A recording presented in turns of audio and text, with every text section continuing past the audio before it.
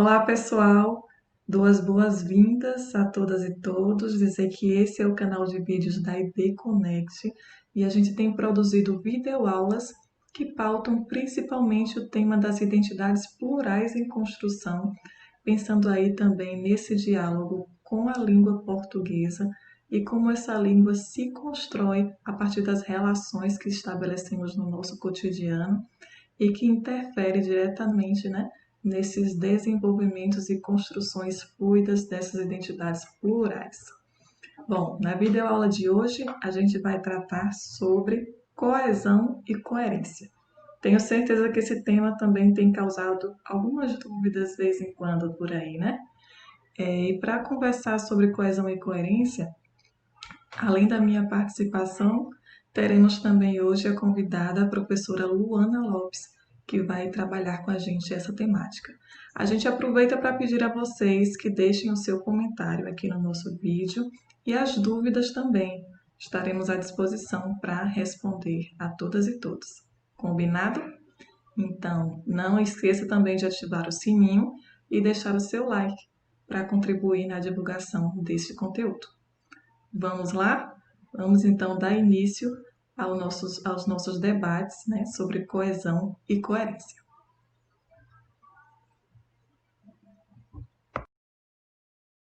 Nossa conversa de hoje começa com o tema coerência textual.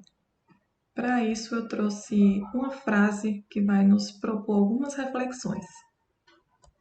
E ela nos diz o seguinte: a escrita não é uma técnica e não se constrói um poema ou um conto como se faz uma operação aritmética. A escrita exige sempre a poesia, e a poesia é um outro modo de pensar, que está para além da lógica que a escola e o mundo moderno nos ensinam. Mia Couto. Como nos mostra essa frase, a gente não tem como falar de texto sem falar também de emoção, de sentimentos e de poesia.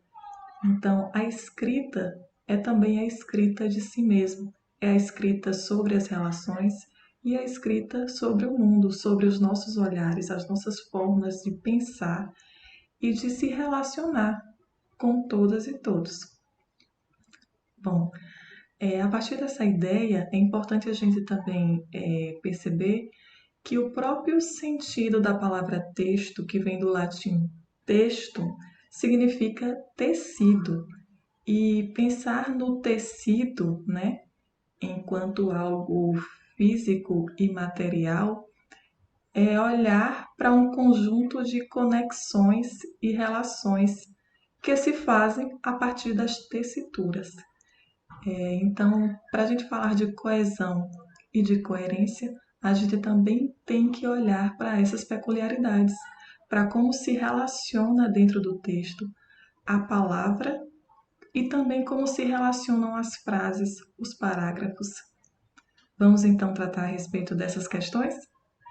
É importante a gente pensar que há diferenças entre a coesão e a coerência, mas que elas o tempo todo se relacionam dentro do texto. Pensar coesão é pensar a estrutura. E quando a gente fala de coerência, a gente está se relacionando mais a pensar o processo da lógica que é estabelecida dentro dos textos. Texto é uma dimensão, né, complexa e que envolve aí uma série de questões. E a gente pode pensar o texto não só a partir da escrita, mas também a partir da imagem.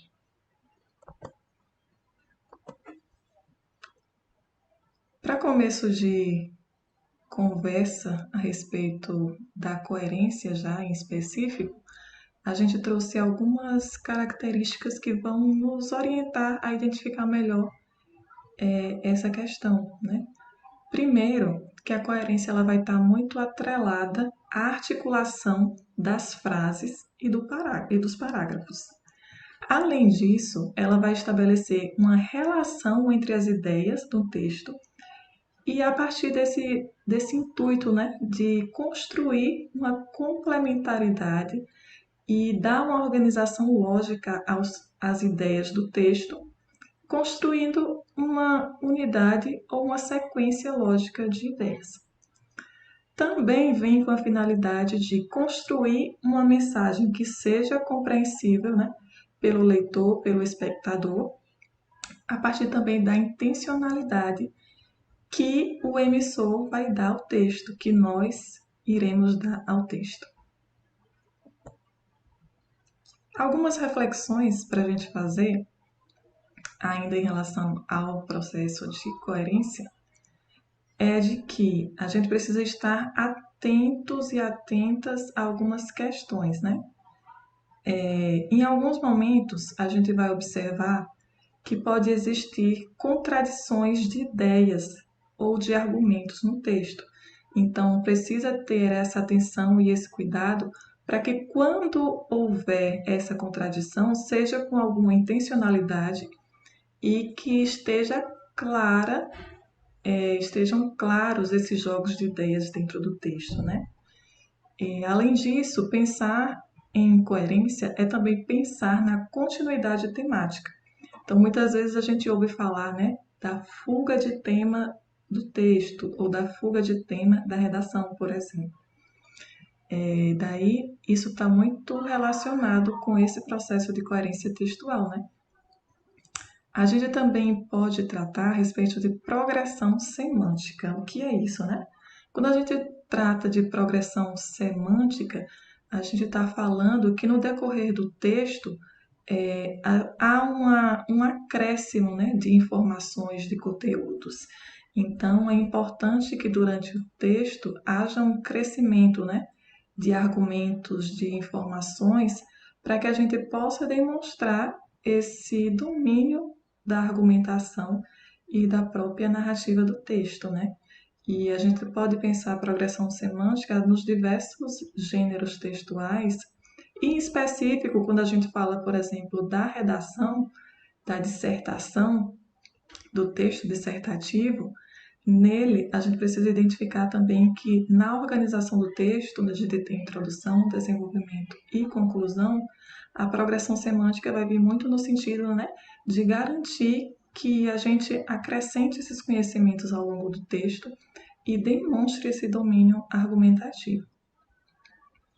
Em seguida, a gente traz a questão dos elementos de ligações do texto, dentre eles os conectivos como preposição e conjunção, que também vão contribuir nesse processo, né, de quando a gente, de fato, deseja produzir esse texto pensando nessa organicidade e nesse diálogo, né, entre parágrafos, entre frases. Então, quando a gente tem esse intuito nessa produção do texto, a gente recorre a estratégias como os conectivos que vão, de fato, contribuir nesses processos. E não tem como falar de coerência sem também trazer algumas questões a respeito de intertextualidade. Por quê? Porque a gente pensa o texto como resultado de várias construções, de várias leituras, né? Que nós já realizamos anteriormente, né? E essas leituras são múltiplas, são diversas e acontecem o tempo todo, acontecem nas nossas conversas, nas nossas interações.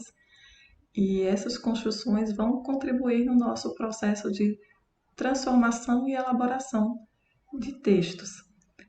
Ainda pensando nessa questão, a intertextualidade vai mostrar esse jogo, né?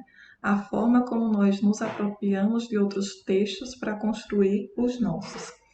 E a gente tem um exemplo aqui de intertextualidade a partir de uma tirinha e que diz o seguinte: a gente tem como personagem um pássaro e ele começa falando: Gonçalves Dias, nosso céu tem mais estrelas, nossas várzeas têm mais flores, nossa vida mais amores. Minha terra tem palmeiras, onde canta o sabiá. O sabiá sou eu. Essa era a palmeira. Bom, a gente vê aqui uma relação direta da tirinha com a poesia de Gonçalves Dias. E nesse caso aqui em específico, né, a tirinha faz uma referência à poesia de Gonçalves Dias, mas com uma crítica, né, que é uma crítica bem contemporânea e que demonstra essa situação, né, de desmatamento no nosso país.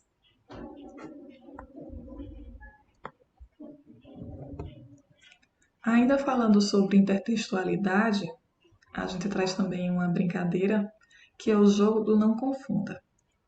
Não confunda bife à milanesa com bife ali na mesa. Não confunda força da opinião pública com opinião da força pública. Então, nesse jogo aqui de palavras que a gente observa, há também um jogo de sentidos, né? Então, essa troca ou essa inversão aqui nas palavras já altera totalmente o sentido das expressões. E nesse jogo a gente mais uma vez vê a intertextualidade, né, que é um texto fazendo referência ou dialogando com o outro.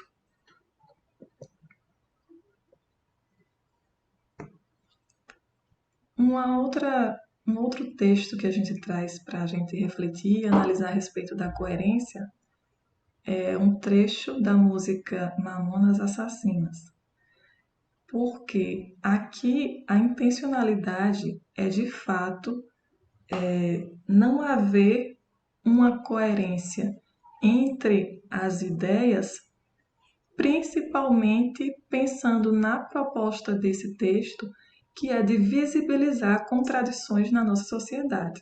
Então, para visibilizar essas contradições, é feito um jogo de ideias no texto, tendo parcialmente em alguns momentos alguns momentos que nos parecem haver uma fuga de ideias, mas que é proposital. Então, vamos observar. Loucura, insensatez, estado inevitável. Embalagem de iogurte inviolável. Fome, miséria, incompreensão. O Brasil é tetracampeão. Então, ao mesmo tempo que a gente vê falas que são muito provocativas no sentido de pensar as desigualdades sociais no Brasil, também são citados outros elementos, como o futebol, né, ao falar que o Brasil é tetracampeão, e também citar o estado da loucura, da insensatez. Então, todos esses elementos parecem ser distantes um do outro, mas que a ideia nesse texto é tecer essas costuras da escrita, visibilizando essas contradições, e para isso, né, há esse jogo de ideias e esse distanciamento aparente de ideias, mas que vem à tona mesmo para mostrar as contradições, as desigualdades sociais, né, e as complexidades da nossa sociedade brasileira. Trazendo agora mais um exemplo, a gente vai agora para um texto que vai trazer algumas características do que é a coerência textual, né? De como acontece a coerência textual. E aí a gente vai ler e depois observar que coerência é essa que existe nesse texto. Meu pai pescou um peixe enorme, quase do seu tamanho. E olha que ele é um homem bem alto. Só que quando chegou em casa, depois da pescaria, ele esqueceu o peixão sobre a mesa. E o nosso gato o comeu todinho. Não tem problema. Meu pai é atrapalhado, mas a gente gosta dele assim mesmo. Então, como a gente sente na própria leitura, há uma fluidez e uma conectividade, né, entre as frases do texto. É um texto que nos parece simples, mas que ao mesmo tempo é uma narrativa que consegue, né, além de envolver, também trazer essa vinculação e essa congregação de ideias, né, a partir da sequência de frases e também do uso de conectivos. Então, como a gente pode perceber, a gente consegue observar, né, essa organicidade que deixa de fato o texto com uma maior clareza. Então, como a gente observa, né, comparando esse texto com o exemplo que nós vimos a respeito do texto, né, que é um trecho da música dos Mamonas Assassinas, a gente vai observar que a cada texto, a depender da nossa intencionalidade, é que a gente vai definir, né, se vai inserir ou pensar a partir dessa ideia de coerência textual, ou se a gente vai fugir dessa coerência porque quer visibilizar ou quer mostrar algo que também tem relação com essa divergência, né? Que também tem relação com as contradições, por exemplo. Então, a gente pode identificar que há possibilidades de uso ou não desse aspecto da coerência, a depender do nosso objetivo, né, com o texto. A gente então finaliza por enquanto o debate sobre coerência textual, mas agora a gente vai chamar a nossa colega Luana Lopes, que vai dialogar a respeito da coesão textual. Olá pessoal, meu nome é Luana Lopes, sou professora e hoje vou fazer uma participação na aula da Proluna, como ela já falou anteriormente sobre coerência, e agora eu vou trazer um pouquinho sobre coesão. Coesão textual. Coesão textual é a conexão linguística que permite a amarração das ideias dentro de um texto. Dentro do texto, a coesão pode ser compreendida pelas relações linguísticas, como os advérbios, os pronomes, o emprego dos conectivos, sinônimo, dentre outros. A coesão e a coerência, ambas dizem respeito à organização do texto. E a coesão tem a ver mais com a parte estrutural, a parte física do texto. A coesão está ligada à reação de uma palavra com a outra, de uma frase com a outra, de um período com outro, de um parágrafo com outro. A coesão vem do verbo coser, com S. Ou seja, coser quer dizer costurar, não é isso? E essa metáfora de costurar o tecido, da ideia de partes que vão se conectando. E essa coesão une partes do texto, ou seja, pega uma parte do texto que diz uma coisa, outra parte já fala de outra coisa. E eu juntando essas partes vou unindo para que faça sentido lógico. Coesão são mecanismos linguísticos que permitem uma conexão lógica, semântica entre as partes de um texto, que dá ligação à harmonia, né, dentro do texto. E os elementos de coesão visam garantir a ligação entre as frases, orações e parágrafos.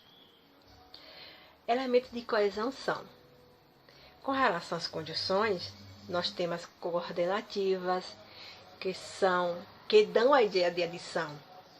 Aquelas palavras nem, mas, também, que nós utilizamos na hora da escrita de um texto para dar ligação às palavras.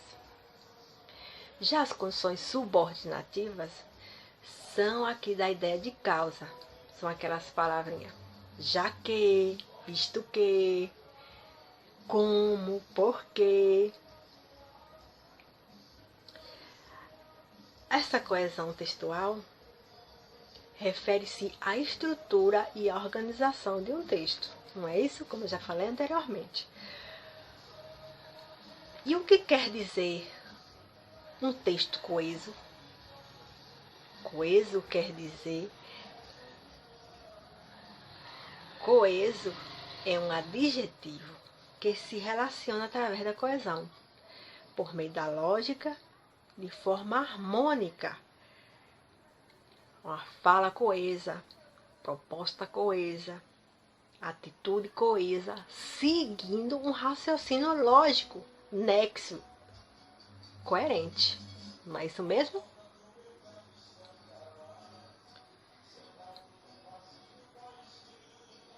Nós temos também outros elementos de coesão, que são a preposição, as preposições, que são aquelas palavrinhas a, de, para, com. Lembram disso? E também tem as conjunções, que, enquanto, embora, mas, porém, todavia. Lembram disso? Se liga aí, não esqueçam não. Por exemplo, eu vou a uma festa. Meu pai estará na festa. Eu vou à festa e meu pai estará nessa festa. Conjunção aditiva ou ir, ou o é aí, que dá o sentido de ir. Eu vou a uma festa. Meu pai estará na festa. Eu vou à festa. E meu pai estará lá nessa festa. Conjunção aditiva. Eu vou à festa, mas meu pai estará lá. Mas, conjunção adversativa. Então, existe essa ideia de oposição. Eu vou estar na festa, mas meu pai estará lá.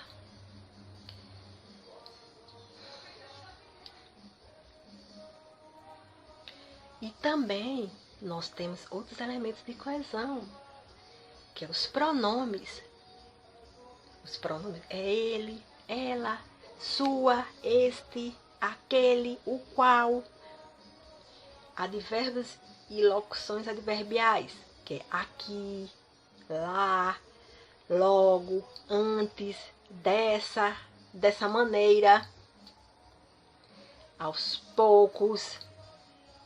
E palavras denotativas, afinal, inclusive, senão, apenas e então. Nós utilizamos todas essas palavras dentro de um texto para que dê essa união das palavras e dos parágrafos, não é isso?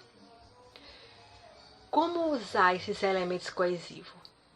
Quando quiser dar ideia de acréscimo, use os conectivos de adição, como, por exemplo, além disso, também, e, nem, não só, mas, também, bem como. Se quiser passar a ideia de mudança,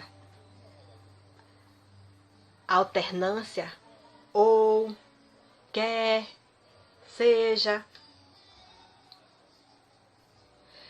E essas palavras são palavras responsáveis pela coesão do texto, estabelecendo a inter-relação entre os enunciados, as orações, as frases e os parágrafos. São proposições, as conjunções e alguns advérbios e locuções adverbiais, não é isso? Espero que vocês tenham gostado, que ajudem vocês de alguma forma. E obrigado pela participação nessa aula. Até mais!